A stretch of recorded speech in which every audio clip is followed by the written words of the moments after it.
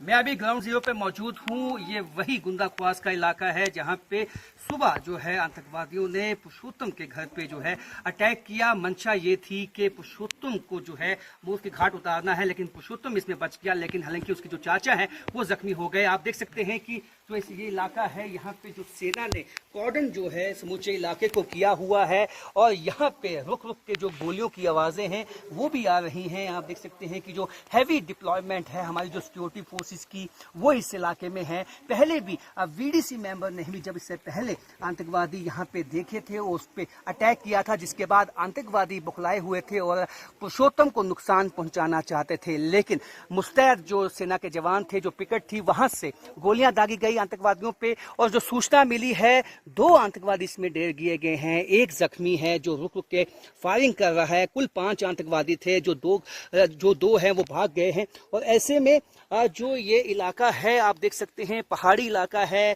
काफ़ी मुश्किल टेरेन है, लेकिन इसके बावजूद सिक्योरिटी फोर्सेस जो हैं वो लगी हुई हैं यहाँ पे और यहाँ पे किसी भी स्थिति को चैलेंज को निपटने के लिए बिल्कुल सक्षम हैं। और यहाँ पे जो जितने भी हमारे स्पेशल फोर्सेस कमांडो हैं वो भी मौजूद हैं और कोशिश ये है कि जो कोई भी आतंकवादी को इस इलाके से भाग निकलने का मौका ना मिले। राजन वैद, गुंदा ख्वास से।